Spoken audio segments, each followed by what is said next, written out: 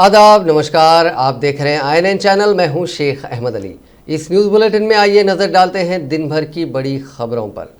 रियासती असेंबली के मॉनसून इजलास का 2 दिन की छुट्टी के बाद पीर के रोज़ से दोबारा आगाज़ होगा। वक्फ़े सवालात से इजलास का आगाज़ होगा। इसके बाद दीगर कार्रवाई जारी रहेगी। शुरू के 5 दिन चले इजलास में हुकूमत का पलड़ा भारी रहा। हुकूमत ने 5 दिन के अंदर 4 बिल्स को मंजूर करवाने में कामयाबी हासिल की। सबसे अहम बिल रेवेन्यू बिल रहा, जिसे मंजूर किया गया। ऐसा लगता है कि मानसून इजलास में अवामी मसाइल पर बहस कम, हुकूमत के बिल्स पर बहस ज़्यादा होगी। पहले 5 दिन में कोविड-19 के अलावा किसी और मसले पर मुख्तसर मुबाहिस नहीं हुए। आइंदा हफ्ते भी 4 बिल्स मंजूर किए जाने हैं। ये बिल्स पहले ही पेश किए जा चुके हैं। हुक्मरान जमात अपने खामियां छुपाने के लिए अपोजिशन अरकान की तादाद के हिसाब से वक्त देते हुए उनकी आवाज़ को दबाने की कोशिश कर रही है। अपोजिशन जमातों को सिर्फ 6 मिनट का वक्त दिया जा रहा है, जिसमें हुकूमत की खामियों और मुतालिबात को पेश करना है। मुख्तसर मुबाहिस के लिए सिर्फ 90 मिनट मख्तस किए गए हैं। अपोजिशन जमातों ने इस पर शदीद एतराज़ किया है। स्पीकर पोचाराम श्रीनिवास रेड्डी नज़रसानी करेंगे या नहीं, ये दूसरे मौजू पर ही बहस के बाद पता चलेगा।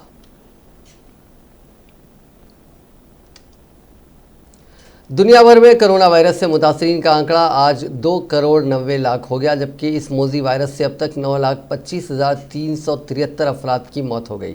हिंदुस्तान में कोविड-19 के मुतासरीन का आंकड़ा 47,54,356 हो गया, जबकि 78,586 अफराद हलाक हो चुके हैं। तेलंगाना में मुतासरीन की तादाद 1,57,096 हो गई है, जबकि 961 अफराद हलाक हो चुके हैं। तेलंगाना में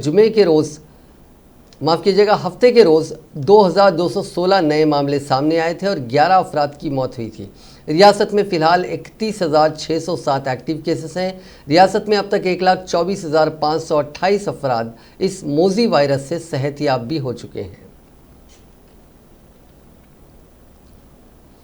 हैदराबाद के एरागड्डा इलाके में वाक़े government Ayurvedic college and hospital के एक मुलाजिम ने कोरोना की मरीज़ का मुबैना जिनसी इस्तेहसाल किया। इस मुलाजिम ने पहले उसे अलग थलग रखी गई मुतासिरा से दोस्ती कर ली और दर्द मिटाने वाला बाम लगाने के बहाने उसके करीब पहुंचकर उसका जिनसी इस्तेहसाल किया। मुतासिरा ने हॉस्पिटल के इंतज़ामिया से इस बात की शिकायत की, ताहम पुलिस से इस सिलसिले में कोई शिकायत नहीं की गई। यह अस्पताल कोविड के मरीज़ों के इलाज करवाने वाले सरकारी अस्पतालों में से एक है। 2 हफ्ते पहले इस अस्पताल में नामपल्ली से ताल्लुक़ रखने वाली इस मुतासिरा को दाखिल करवाया गया था। इसी दौरान एक आउटसोर्सिंग मुलाजिम, जिसकी शिनाख्त करण के तौर पर की गई है, उसे इस वार्ड का काम अलॉट किया गया था जहां इस मरीज़ को रखा गया था। उसने मुतासिरा से दोस्ती कर लिया और उससे उमूमन वो बातचीत करता था। इसी दौरान उसने मुतासिरा का जिनसी इस्तेहसाल किया। मुतासिरा ने बादअज़ा इसकी शिकायत अस्पताल के हुक्काम से की। हुक्काम ने मीडिया को बताया कि उन्होंने इस शिकायत का नोट लिया है और इस वर्कर को इंतबाह दिया है। ताहम मुतासिरा ने इल्ज़ाम लगाया कि उसके खिलाफ कोई कार्रवाई नहीं की गई। वज़ीर सेहत ईटला राजेंद्र ने कहा है कि home isolation, telemedicine and monitoring यानी हितम ऐप को मज़ीद मुस्तहकम बनाया जाएगा। इसको बर्खास्त करने की खबरों में कोई सच्चाई नहीं। हितम ऐप की खिदमत जारी रहेंगी। नेशनल हेल्थ मिशन व ख़ानदानी बहबूद पर जायज़ा इजलास मुनक़िद करते हुए वज़ीर ईटला राजेंद्र ने कहा कि कोरोना वायरस की ट्रेसिंग, टेस्टिंग, ट्रीटिंग पर तेलंगाना हुकूमत काम कर रही है। होम आइसोलेशन के मरीज़ों को कॉल सेंटर के ज़रिए काउंसलिंग की जा रही है। हितम मोबाइल ऐप के ज़रिए डॉक्टर टेलीमेडिसिन के ज़रिए मरीज़ों की तशख़ीस कर रहे हैं। आवाम का मुस्बित रद्द-ए-अमल सामने आने पर वज़ीर ने मसरत का इजहार किया। वज़ीर मौसूफ ने बताया कि कोरोना से मुतासिर होने वाले 80% अफराद को हॉस्पिटल जाने की ज़रूरत नहीं है। उनको होम आइसोलेशन या फिर सरकारी आइसोलेशन में रखकर उन पर नज़र रखी जा रही है। उन्होंने कहा कि कॉल सेंटर के ज़रिए होम आइसोलेशन के मरीज़ों के सेहत से मुताल्लिक़ मालूमात हासिल की जा रही हैं। उन्होंने कहा कि हर डॉक्टर को 50 मरीज़ मख्तस किए गए हैं। इन खिदमात के लिए खानगी डॉक्टर्स की खिदमत हासिल किए जा रहे हैं। वज़ीर ने बताया कि बाज़ खानगी डॉक्टर्स खिदमत मौसर अंदाज में अंजाम ना देने पर उनको बर्खास्त किया गया है।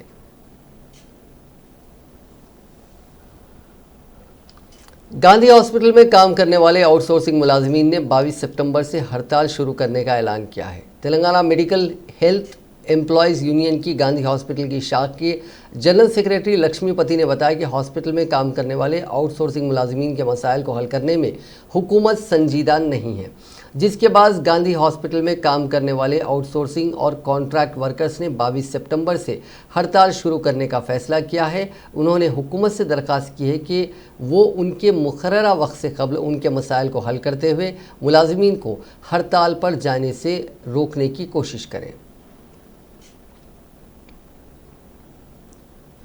मरकजी ममलिकती वज़ीर दाखिला जी किशन रेड्डी ने चीफ मिनिस्टर चंद्रशेखर राव से ख्वाहिश की है कि वो निज़ाम हुकूमत से तेलंगाना की आज़ादी के लिए जद्दोजहद करने वालों की याद में एक म्यूज़ियम और यादगार के क़याम के लिए अराज़ी मख्तस करें। इस सिलसिले में मरकज़ी वज़ीर ने चीफ मिनिस्टर चंद्रशेखर राव को एक मकतूब रवाना किया। अपने मकतूब में मरकज़ी वज़ीर ने कहा कि 15 अगस्त 1947 को अंग्रेज़ों से हिंदुस्तान को आज़ादी मिली, लेकिन हैदराबाद रियासत बिलखुसूस तेलंगाना को 1 साल बाद यानी 17 सितंबर 1948 को आज़ादी मिली। मुल्क की आज़ादी के वक्त तेलंगाना में कौमी परचम नहीं लहराया गया। यहाँ कौमी परचम 17 सितंबर 1948 को लहराया गया। इसके लिए उस वक्त के वज़ीर दाखिला सरदार पटेल की पुलिस कार्रवाई, पुलिस एक्शन नाकाबिले फरामोश है। किशन रेड्डी ने कहा कि मुल्क की आज़ादी के बाद तेलंगाना की आज़ादी के लिए यहाँ के अवाम को निज़ाम, हुकूमत और रज़ाकारों के खिलाफ लड़ना पड़ा। हज़ारों की तादाद में तेलंगाना के अवाम ने निज़ाम के खिलाफ लड़ाई लड़ी थी। रज़ाकारों के खिलाफ भी काफ़ी जद्दोजहद की गई थी। पीवी नरसिम्हा राव, कोमरम भीम, रामनम तीरथ, एम चिन्नारेड्डी, वंदे मातरम रामचंद्र राव, नारायण राव पवार, दोडी कुमरैया, चाकली एलम्मा जैसे हज़ारों तेलंगाना के अफराद ने तेलंगाना की आज़ादी के लिए काफ़ी कुर्बानियाँ दी थी। उनकी कुर्बानियों की याद में तेलंगाना में एक यादगार और म्यूज़ियम कायम करने की ज़रूरत है। वो हालिया दिनों इस सिलसिले में मरकज़ी वज़ीर सयाहत से तबादला ख्याल कर चुके हैं, जिस पर उन्होंने तेलंगाना की आज़ादी की यादगार और म्यूज़ियम कायम करने के लिए फ़ंड्स जारी करने से इत्तेफाक किया है। उन्होंने चीफ मिनिस्टर से कहा कि तेलंगाना की आज़ादी की तारीखी जद्दोजहद को नौजवान नस्ल से वाकिफ़ करवाने के लिए यहाँ यादगार की तामीर और म्यूज़ियम के क़याम के लिए अराज़ी मख्तस करें। उन्होंने हैदराबाद में इस म्यूज़ियम के क़याम के लिए अराज़ी मख्तस करने की ख्वाहिश की। उन्होंने उम्मीद ज़ाहिर की कि इस सिलसिले में चीफ मिनिस्टर मुस्बित रद्द अमल का इजहार करेंगे। तेलंगाना के वज़ीर आला के चंद्रशेखर राव ने हैदराबाद से तकरीबन 65 किलोमीटर दूर यादगिरी गुट्टा की पहाड़ी पर वाक़ मशहूर श्री लक्ष्मी नरसिम्हा स्वामी मंदिर की तरक्की और तज़यीन नौ के कामों का मायना किया। उन्होंने मंदिर के पुजारियों के साथ मंदिर के कॉम्प्लेक्स का मायना किया और महाबलीपुरम से लाए गए मुजस्समों की तनसीब के बशमुल VIP गेस्ट हाउस और यहाँ जारी कामों का मायना किया। उन्होंने ओहदेदारों को बाज़ कामों में बेहतरी के मशवरे भी दिए। क़ब्ल चंद्रशेखर राव का मंदिर पहुँचने पर पुजारियों ने इस्तकबाल किया। उन्होंने बादअज़ा मंदिर के दर्शन किए और खुसूसी पूजा की। मंदिर की CEO गीता रेड्डी ने वज़ीर आला को प्रसाद पेश किया। मुल्क के मुख्तलिफ मकामात बशमुल जुनूबी हिंद की रियासतों से बड़ी तादाद में लोग इस मंदिर को दर्शन के लिए आते हैं। रियासती हुकूमत ने 1800 करोड़ रुपए के सरफे से इस मंदिर की तज़यीन नौ और तरक्की के कामों का आगाज़ किया है।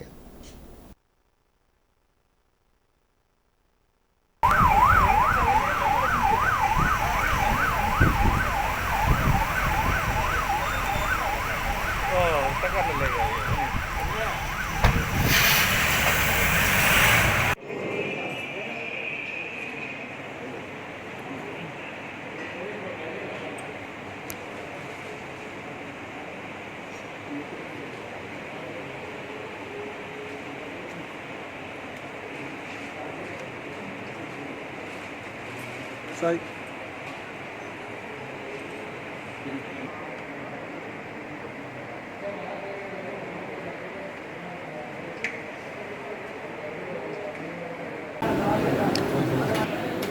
ఈరోజు ఒక విశేషమైనటువంటి శుభదినం. చాలా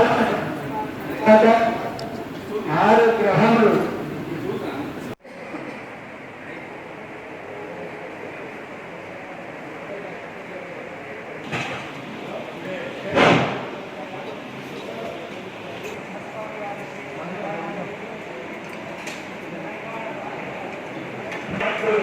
శుభదినం. చాలా 6 గ్రహములు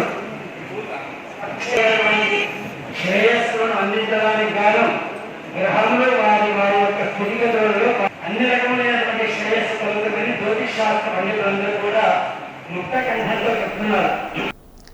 कोरोना वायरस के वबा के दौरान मुल्क भर में आज NEET 2020 इम्तिहान शुरू हुआ। मुल्क भर से नीट इम्तिहान में 15 लाख से ज़्यादा तलबा ने इम्तिहान लिखा। दोपहर 2 बजे से नीट इम्तिहान शुरू हुआ जो शाम 5 बजे तक जारी रहा। कोरोना की वजह से इस बार इम्तिहान के लिए 3843 मरकज़ बनाए गए थे, ताहम हुकूमत की गाइडलाइंस पर अमल किया जा सके। इसके साथ ही हर कमरे में उम्मीदवारों की तादाद को 24 से कम करके 12 कर दिया गया। वाज़ेह है कि कोरोना वायरस की वजह से नीट इम्तिहान को 2 बार मुलतवी किया जा चुका था। तेलंगाना में 48,000 उम्मीदवारों ने नीट इम्तिहान लिखा। रियासत भर में 112 इम्तिहानी मराकज़ कायम किए गए हैं। उम्मीदवार मास्क ग्लव्स के साथ दाखिल हुए। दोपहर 12:30 बजे ही इम्तिहानी मराकज़ में दाखिल होने की इजाज़त दे दी गई थी।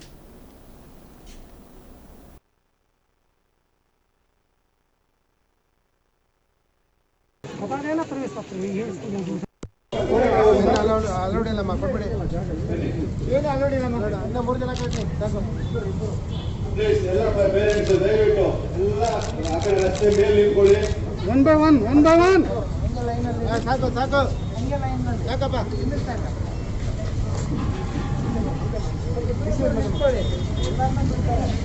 ಪ್ಲೀಸ್ ಮ್ಯಾಮ್ ಡಿಸ್ಟೆನ್ಸ್ ಸ್ವಲ್ಪ ಮೇಂಟೈನ್ ಮಾಡಿ ಎಲ್ಲ ನಿಮ್ಮ ಮುಂದೆ ಸ್ವಲ್ಪ 3 feet 4 feet ಡಿಸ್ಟೆನ್ಸ್ ಮಾಡ್ಕೊಳ್ಳಿ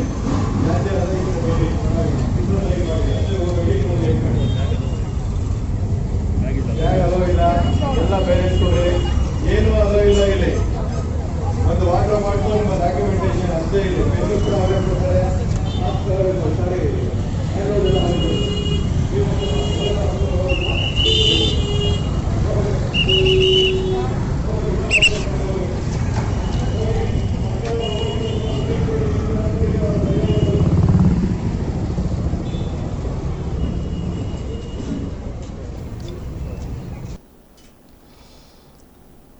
वज़ीर इंफॉर्मेशन टेक्नोलॉजी के तारक रामाराव ने जेईई इम्तिहान में नुमाया मुजाहरा करने वाले रियासत के तुलबा को मुबारकबाद पेश की। उन्होंने सोशल मीडिया के अहम प्लेटफॉर्म ट्विटर पर दी गई अपनी मुबारकबाद के बयान में कहा कि हिंदुस्तान में 100% निशानात लाने वाले 24 तुलबा में 8 का ताल्लुक़ तेलंगाना से है, जिनमें तेलंगाना की सी तनुजा नामी तालिबा भी शामिल है। तेलंगाना रियासत में पॉलिटेक्निक कोर्सेज में दाखिलों के लिए कल यानी 14 सितंबर से उम्मीदवारों की असनाद की जांच का काम का आगाज़ होगा। इस सिलसिले में रामंतपुर गवर्नमेंट पॉलिटेक्निक कॉलेज के हेल्पलाइन सेंटर में 14 सितंबर से 18 सितंबर तक पॉलीसेट में रैंक हासिल करने वालों की असनाद की जाँच की जाएगी। कॉलेज के प्रिंसिपल और पॉलीसेट मेडचल ज़िले के कोऑर्डिनेटर M प्रसाद ने ये बात बताई। उन्होंने उम्मीदवारों को मशवरा दिया कि वह असनाद की जाँच के लिए हाजिर होने से कबल स्लॉट बुक करवा लें। SC/ST तुलबा के लिए 300 रुपये और दीगर तबक़ात के तुलबा के लिए 600 रुपये प्रोसेसिंग फ़ीस मुकर्रर की गई है। रैंक कार्ड के साथ Aadhaar card, SSC memo, bonafide, TC income certificate और दीगर अहम दस्तावेज़ात के साथ जांच के मराकज़ पर पहुँचे। उन्होंने कहा कि जारिया साल जनवरी के बाद हासिल किए गए इनकम सर्टिफिकेट को ही कबूल किया जाएगा।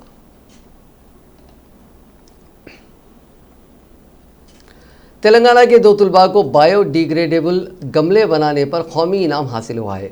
जोगुलांबा गढ़वाल ज़िले के चिंतालाकुंटा में वाक़ ज़िला परिषद हाई स्कूल की 9वीं जमात की तालिबा ए श्रीजा और 8वीं जमात के हरि कृष्णा ने मूंगफली के कौल से ये बायोडिग्रेडेबल ऐसी चीज़ें जो कुदरती अशिया से बनी हुई हों और तहलील हो जाती हों गमले तैयार किए हैं। इस इनाम पर मसरूर श्रीजा ने कहा कि इस इनाम से उनको प्लास्टिक के इस्तेमाल में कमी के लिए लोगों में बेदारी पैदा करने में मदद मिलेगी, क्योंकि प्लास्टिक माहौल के लिए ख़तरा है। ये गमले आलूदगी में कमी के लिए मददगार साबित होंगे। इस तरह के अनोखे गमले बनाने की सोच 19 मार्च 2020 में श्रीजा के जहन में आई, जब वो अपने स्कूल के अहाते में पौधा लगाने के लिए खुदवाई कर रही थी। उसने देखा कि चंद साल पहले लगाए गए पौधे का पॉलीथीन का बैग ज़मीन में वैसा ही है। इसको पता चला कि इस पौधे को पॉलीथीन के बैग के साथ ही लगाया गया था। ये पॉलीथीन के थैली माहौलियात के लिए ख़तरनाक होती है और उनको आसानी के साथ तलफ नहीं किया जा सकता। इससे मिट्टी और पानी आलूदा होते हैं। इसको खाने से जानवर बीमार पड़ते हैं। इसी सोच ने इस तालिबा को ये नज़रिए के बारे में गौर करने का मौका फराहम किया। इस तालिबा की इस अनोखी पहल पर हैदराबाद में वाक़ हिंदुस्तान के सबसे बड़े प्रोटोटाइपिंग सेंटर ने इसको मदऊ किया ताकि वो अपनी नई पहल से उनको वाकिफ़ करवाए। श्रीजा ने कहा कि जब उसने अपनी नई कोशिश के बारे में कंपनी को बताया तो कंपनी को उनका ये काम काफ़ी पसंद आया और अब ये कंपनी ऐसी मशीन की तैयारी का काम कर रही है जिससे ऐसे बायोडिग्रेडेबल गमलों की बड़े पैमाने पर तैयारी का काम किया जा सके।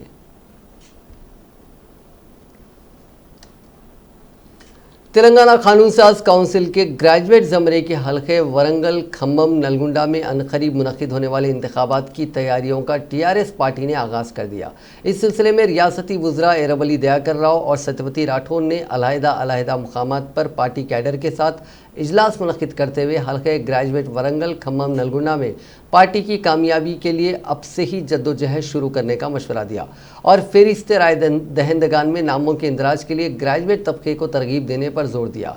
महबूबाबाद में इजलास से खिताब करते हुए वज़ीर बराए बहबूद ख़वातीन व अतफ़ाल सत्यवती राठौर ने कहा कि आने वाली काउंसिल के इंतखाबात में टीआरएस पार्टी को राय दहिंदों के नामों के इंदराज पर तवज्जो मरकूज़ करने की ज़रूरत है। उन्होंने कहा कि 1 अक्टूबर से 15 नवंबर तक फ़हरिस्त राय दहिंदगान में ग्रेजुएट राय दहिंदों के नामों का इंदराज होगा। मुत्तहिदा ज़िले वरंगल में 1,05,000 ग्रेजुएट वोटर्स हैं, जिनमें महबूबाबाद से ही तकरीबन 7,000 वोटर्स हैं। उन्होंने कहा कि जून 2017 में ग्रेजुएशन मुकम्मिल करने वाले तमाम नौजवान फ़हरिस्त राय दहिंदगान में अपने नामों का इंदराज करवा सकते हैं। उन्होंने कहा कि गुज़िश्ता इंतखाबात में इस हल्के से पी राजेश्वर रेड्डी ने कामयाबी हासिल की थी। इस मरतबा मज़ीद ज़्यादा वोटों की अक्सरियत से टीआरएस उम्मीदवार को कामयाब बनाने की ज़रूरत है। सत्यवती राठौर ने कहा कि रियासत में होने वाले किसी भी इंतखाबात में टीआरएस कामयाब होती ही आ रही है। मुस्तकबिल में होने वाले इंतखाबात में भी टीआरएस कामयाब होगी। उन्होंने कहा कि anganwadi workers, ASHA workers, RMP doctors, staff nurses, engineers, panchayat secretaries, VROs मिलकर ग्रेजुएट अफराद की निशानदही करें और उन्हें फ़हरिस्त राय दहिंदगान में अपने नामों की शमूलियत का मशवरा दें।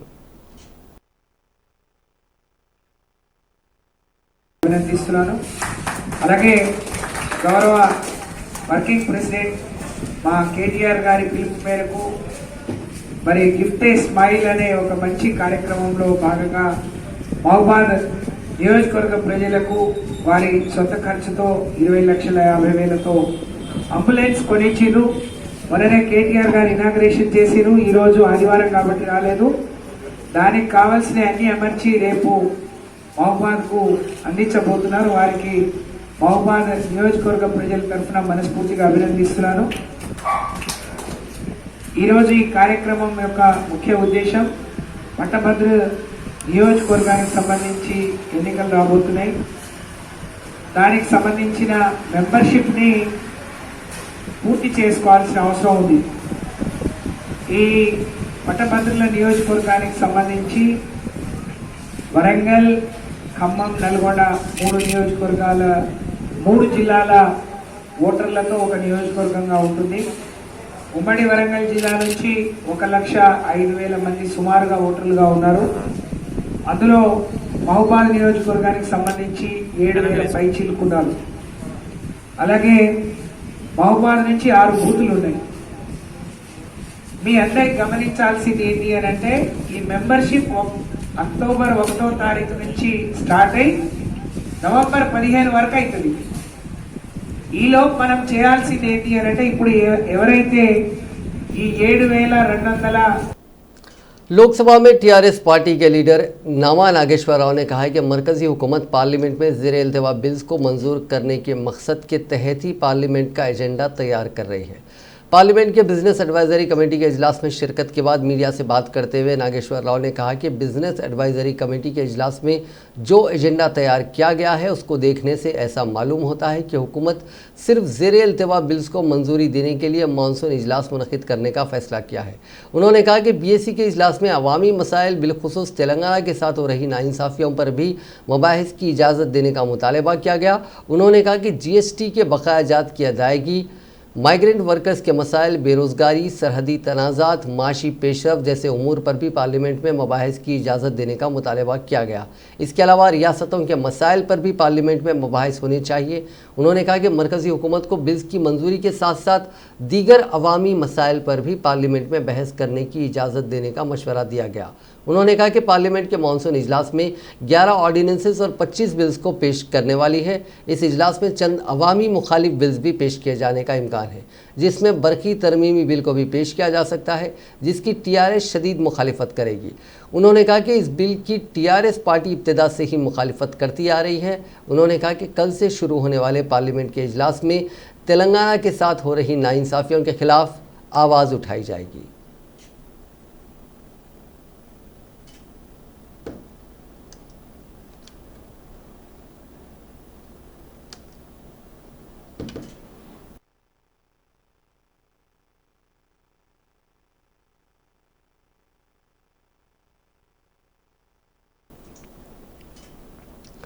टीआरएस सरकार ने पार्लियामेंट ने मरकज के नए बरकी तरमीमी बिल को पार्लियामेंट में रोकने का ऐलान किया। प्रेस कॉन्फ्रेंस से खिताब करते हुए अरकान पार्लियामेंट वेंकटेश नीता और एम श्रीनिवास रेड्डी ने कहा कि रियासत को उसूल शुद्धनी जीएसटी के बकाया जात की वसूली के लिए पार्लियामेंट में आवाज़ उठाई जाएगी।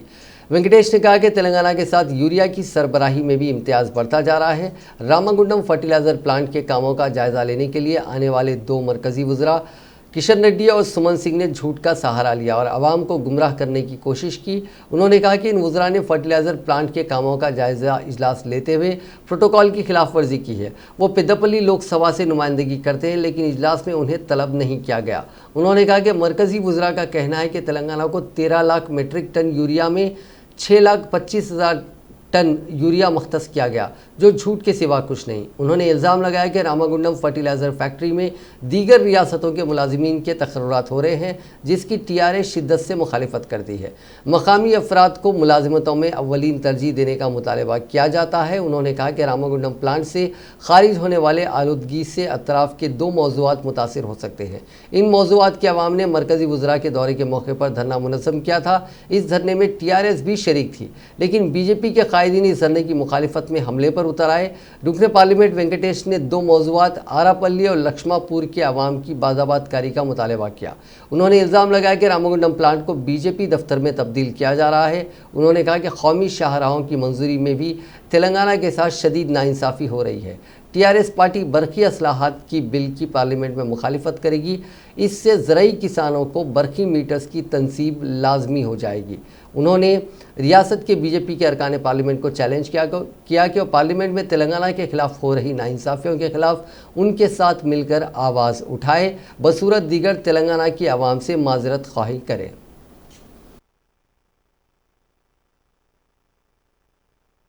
మీకు తెలంగాణ ప్రజలపై ప్రేమ ఉంటే, తెలంగాణ రైతులపై మీకు ప్రేమ ఉంటే మీరు ఒక్కటే సమాధానం చెప్పాలి.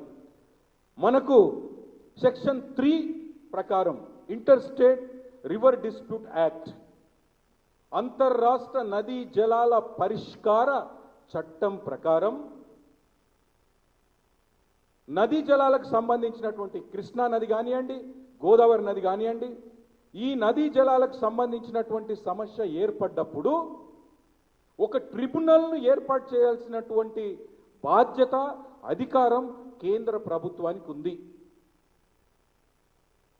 మరి ఇప్పటి వరకు నువ్వు ఆ ట్రిబ్యునల్ని ఎందుకు ఏర్పాటు చేయలేదో కేంద్ర మంత్రులు కానివ్వండి, ఇక్కడ ఉన్నటువంటి బీజేపీ ఎంపీలు కానివ్వండి, కేంద్ర ప్రభుత్వం దీనికి సమాధానం చెప్పాలి.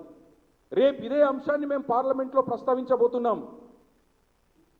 వారు మాట్లాడుతున్నారు. ఒకటే విషయం, ముఖ్యమంత్రి గారు చేసే అభివృద్ధి కార్యక్రమాలు వాళ్ళకు వంట పట్టడం లేదు. ఎందుకంటే రానున్న 20 సంవత్సరాల వరకు కూడా ప్రజల లోపల అభిమానము ఉన్నది. గౌరవ ముఖ్యమంత్రి గారు చిరస్థాయిగా బీద ప్రజల గుండెల్లో, రైతుల గుండెల్లో నాటుకుపోయారు. అందుకొరకు వాళ్ళ భవిష్యత్తు లేదనే ఉద్దేశంతో అనవసరమైన విషయాలు ఏవో మాట్లాడుతున్నారు. అదేవిధంగా ఇప్పుడే పెద్దలు వెంకటేశ్వర గారు, శ్రీనివాసరెడ్డి గారు చెప్పినట్టుగా కేంద్ర రాష్ట్ర ప్రభుత్వాలకు సంబంధించినటువంటి ఒక సంబంధాల విషయంలో డెఫినెట్గా ఈరోజు కేంద్రం కొంత నిర్లక్ష్యం వైఖరిని ప్రదర్శిస్తుందనేటువంటిది మనకు స్పష్టంగా కనబడుతుంది. దేశంలో కాదు ప్రపంచవ్యాప్తంగా అప్రిషియేషన్స్ వస్తుంటే నువ్వు దాన్ని అప్రిషియేట్ చేసి నువ్వు ఇచ్చే ఫండ్స్ ఇవ్వకుండా ఏదో కథలు చెప్పి కళ్ళబొల్లి మాటలు చేసి చేస్తున్నావు. ఇప్పుడు మీరు చేసే కార్యక్రమాలు నాకు ఒకటే కనపడుతుంది. వీలైతే कांग्रेस के रुकन असेंबली जग्गा रेड्डी ने कहा है कि एलआरएस जियो को मनसूख करते हुए अराजियात को मुफ्त में बाकायदा बनाया जाए। मीडिया से बात करते हुए उन्होंने कहा कि इस मसले पर वो केटीआर से नुमाइंदगी करते हुए मुतालबा करते हैं कि जियो 131 मनसूख किया जाए या फिर एलआरएस के नाम पर ली जाने वाली फ़ीस को 50% कम किया जाए। अगर ये भी मुमकिन नहीं है तो एलआरएस की फ़ीस अदा करने के लिए 1 साल का वक्त दिया जाए। రెగ్యులరైజ్ చేయండి, అది ఫ్రీ చేయండి. నంబర్ 1. నంబర్ 2, రెండవది ఏంటంటే ఒకవేళ అది మీకు కాని పరిస్థితి ఉంటే రెండవది మరి ఈ యొక్క చదరపు గజాలు అంటే 100 గజాల కింద 200 గజాల కింద ఒక రేటు ఫిక్స్ చేసారు కదా, ఆ రేటునన్నా తగ్గియండి. ఇప్పుడు సపోజు 200 గజాలకు 40,000 రూపాయలు కట్టాలనుకోండి రెగ్యులరైజ్ చేసుకోవడానికి, అది 50% చేయండి. అంటే 20,000 వెసులుబాటు కలిగించండి. 20,000 కట్టి రెగ్యులరైజ్ చేసుకునేటట్టుగానే వెసులుబాటు కలిగించండి. ప్రజల కొద్దిగా 20,000 తగ్గడం వల్ల వాళ్ళకి భారం తగ్గుతుంది. మూడవది చాలామంది ప్రజలు వాళ్ళ డిమాండ్ ఏముంది, వాళ్ళు ఏం కోరుతున్నారంటే ప్రభుత్వం నుంచి వాళ్ళు ఏం ఎక్స్పెక్టేషన్ చేస్తున్నారంటే ఇది కేవలము జనవరి వరకు, జనవరి వరకే టైం పెట్టిరు. ఇంకో ఇది మొత్తం టోటల్గా ఒక 1 year పెట్టండి. 2 रोज़ कबल एक बेरोजगार शख्स नागलू ने असेंबली के करीब खुद को आग लगा ली थी और कल उसकी मौत हो गई। कांग्रेस एमएलए सीतक्का ने आज नागलू के घर पहुंचकर अफराद खानदान को पुरसा दिया। उन्होंने कहा कि नागलू 1969 से अलहदा तेलंगाना रियासत की तहरीक में शामिल थे। उन्हें तेलंगाना से इस कदर लगाव था कि उनका नाम तेलंगाना नागलू पड़ गया था। उन्होंने कहा कि ये बड़े ही अफसोस की बात है कि तेलंगाना के लिए जद्दोजहद करने वालों को नई रियासत की तश्कील के बावजूद कोई मराद हासिल नहीं हुए।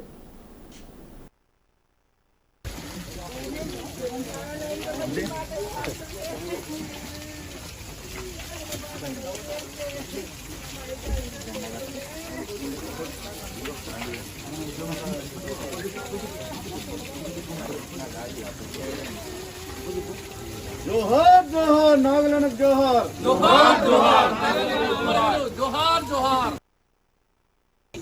తెలంగాణ వచ్చిన తర్వాత బతుకులు బాగుపడతాయని ఆశపడి భంగపడ్డటువంటి నాగులన్న ఇవాళ బండ్లగూడెం ఏరియాలోంచి మరి మొన్న 10వ తారీఖు నాడు కిరోసిన్ పోసుకొని సాక్షాత్తు అసెంబ్లీ ముందటనే మరి ఆత్మహత్యాయత్నం చేయడం జరిగింది. వారు ఈరోజు చనిపోవడం జరిగింది. కనీసము జరిగినటువంటి వాస్తవ సంఘటనను వక్రీకరించే విధంగా కొన్ని శక్తులు, కొంతమంది వ్యక్తులు, ఒక ప్రైవేట్ టీచర్ అని లేకుండా ఇంకోటని, సాక్షాత్ ఆయన ఉద్యమకారుడు. ఆయన పేరే ఈ బండ్లగూడ ఏరియాలో రాజీవ్ గృహ కల్పన ఏరియాలో తెలంగాణ నాగులన్న అనే పేరున్నది. అలాంటి వ్యక్తికి ఈరోజు అవమానం జరిగి ఆత్మహత్యాయత్నం చేసుకుంటే పోయి పరామర్శించినటువంటి నాయకులు లేరు. కనీసం చనిపోతే బాడీని కూడా ఇక్కడ ఉంచకుండా వెంటనే తీసేయాలన్నటువంటి ఆంక్షలు हिमायतनगर में वाक़ सीपीआई के सदर दफ्तर मखदूम भवन पर आज कुछ नामालूम अफराद ने हमला कर दिया और वहां पार्क की गई गाड़ियों को नुकसान पहुंचाया। सीपीआई के सेक्रेटरी चाड़ा वेंकट रेड्डी ने इस हमले की शदीद मजम्मत की और खातियों के खिलाफ कार्रवाई का मुतालबा किया। మరి ముస్కరులు బండి మీద వచ్చి అకస్మాత్తుగా లోపలికి వచ్చి కర్రతోటి దుడ్డు కర్రతోటి దాడి చేసి ముందరద్దాలు పక్కద్దాలు ఎక్కువ పంపుతారు. ఇది పూర్తిగా మత ముస్కరులకు సంబంధించిన పని. పూర్తిగా ఇది సంఘ పరివార్ శక్తులు, ఒక విద్రోహ శక్తులు చేస్తున్న పని. దీన్ని తీవ్రంగా మరి మేము ఖండిస్తున్నాం. ఇలాంటి వాటి ద్వారా మీరు ఏం సాధ్యం ఇది ఎన్నడూ కూడా. ఇప్పుడు ఈ చరిత్రలో దాదాపుగా స్వాతంత్రం వచ్చిన 74 ఏళ్ళ చరిత్రలో మక్దుము అనే రోజు మక్దుమోని centre of the people activity అంటే గవర్నమెంట్కి వ్యతిరేకంగా, తర్వాత బీజేపీ ఆర్ఎస్ఎస్కి వ్యతిరేకంగా చురుకైన పాత్ర అయితే సిపిఐ. ఇట్లాంటి దాడులు ఈ మత ప్రేరేపిత శక్తులు తప్ప ఇంకొకటి చేస్తారని అనుకోవడం లేదు. ఆయన లోతైన పరిశీలన చేయాలి. ఇది తేలిగ్గా తీసుకోకుండా లోతైన हैदराबाद के पुराने शहर के बाबानगर इलाके में कत्ल की एक और वारदात पेश आई। कंचनबाग पुलिस के मुताबिक 30 बरस के नौजवान मुनव्वर खादरी को कुछ लोगों ने हाथ पैर बांधकर गला रेत दिया, जिससे मौके पर ही उसकी मौत हो गई। इत्तला मिलते ही कंचनबाग इंस्पेक्टर जे वेंकट रेड्डी मौके वारदात पर पहुंचे और तहकीकात का आगाज़ किया। ख़ानदानी खुसूमत इस कत्ल की वजह बताई जा रही है। मज़ीद तहकीकात जारी हैं।